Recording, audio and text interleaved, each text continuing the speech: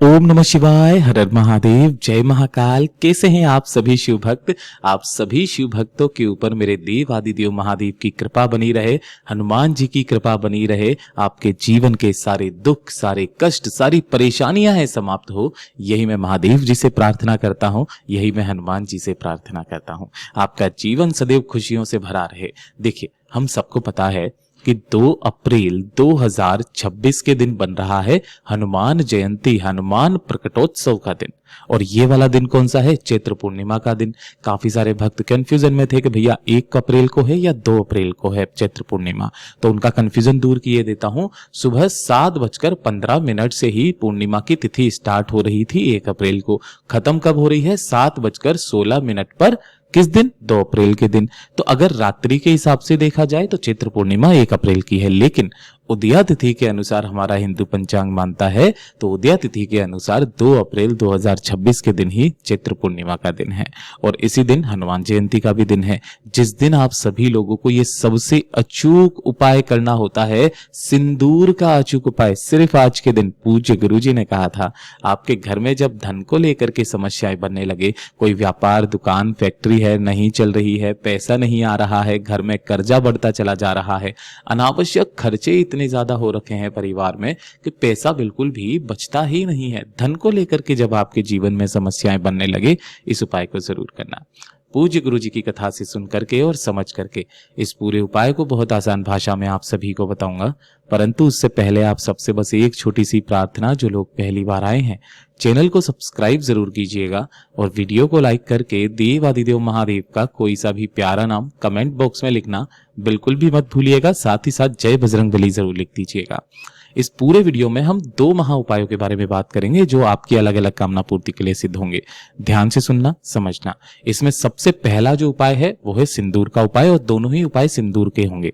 सबसे पहला वाला जो उपाय पूज्य गुरुजी ने कहा था कि जब आपके जीवन में धन को लेकर के समस्याएं बनने लगे, पैसा ना आ रहा हो, आपके घर में आपका कोई व्यापार है, दुकान है, फैक्ट्री है, नहीं चल रही है, मां लक्ष्मी ऐसा लगता है आपसे रूठी हुई है, कर्ज बढ़ता चला जा रहा है, कुछ भी जीवन में अच्छा नहीं हो रहा धन को लेकर के, एक काम करना। आज के दिन एक दीपक आपको इस तरीके से तैयार करना है, चाहे आप आटे का ले लीजिए या मिट्टी का।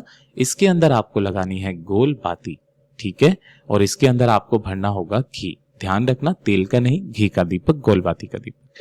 ये जो एक दीपक लिया है ना, इस एक दीपक को लेकर के आपके घर के आसपास जो भी हनुमान जी का मंदिर हो, किसी भी समय पर चले जाना, ठीक है ना, कोई दिक्कत नहीं है। सुबह, शाम, दिन में, रात्रि में आप ऐसे मंदिर में जाना जहां पर हनुमान जी के ऊपर ये जो इस तरीके से नारंगी सिंदूर नहीं लगा हुआ रहता, इस तरीके से नारंगी सिंदूर लगा हुआ रहे, ऐसे हनुमान जी के मंदिर में आपको जाना है। जैसे ही आप यहां पर पहुंचोगे, सबसे पहले आपने जो एक दीपक लिया है, उस एक दीपक को अपनी कामना कहते हुए आपको यहां पर प्रज्वलित कर देना है, जला देना है। किस साइड में? हनुमान जी का उल्टा पैर, जो उठा पैर होता है ना, उठा हुआ पैर, ये वाला। अगर मैं आपको यहां पर बताऊं तो यहां पर ये वाला जो पैर है, ये उठा हुआ पैर है, ठीक है ना। तो यहां पर ला करके आपको अपनी कामना कह करके दीपक जला देना है, प्रज्वलित कर देना है। जला देने के पश्चात देखिए, हनुमान जी हैं वो 6 भाई हैं, हनुमान, गतिमान, रतिमान, इस तरीके से करके। तो जो हनुमान जी के छोटे भाई है ना, ये उल्टा पैर जो होता है, जिनका उठा हुआ पैर है, ये हनुमान जी के छोटे भाई गतिमान जी का स्थान होता है, ये गतिमान जी के नाम से होता है। तो आपको यहां से थोड़ा सा सिंदूर मात्र निकाल लेना है। आप पंडित जी से बोल दोगे ना, वो भी आपको आराम से दे देंगे। इसी सिंदूर को निकाल करके लाना, और आपका जो घर है, अगर आप घर के लिए कर रहे हो तो इसी नारंगी सिंदूर से अपने घर के मुख्य द्वार पर आज के दिन मात्र एक स्वस्तिक का आपको निर्माण कर देना है, इस तरीके से अपनी कामना कहते हुए। अगर कोई दुकान है आपकी, कोई फैक्ट्री है आपकी, उस दुकान के बाहर इसी सिंदूर से एक स्वस्तिक का निर्माण कर दीजिएगा महाराज। उसी दिन से आपके घर में मां लक्ष्मी का आगमन होना शुरू हो जाएगा। साथ ही साथ ये भी कहा गया है कि ये वाला जो सिंदूर है, जब आप यहां से निकाल करके लेकर के आते हो किसी भी कागज में, है ना, उसे घर पर लाने के पश्चात इसके अंदर तेल मिश्रित होता है। तो जब आप इसे जलाते हो तो जलाने के बाद में क्या होती है, इसकी कालोच इकट्ठा होती है, अर्थात इसका क्या बनता है, काजल बनता है। अब वो वाला जो काजल है, उसी काजल को थोड़ा सा एकत्रित करके 1 बूंद गाय का घी मिला करके, ठीक है।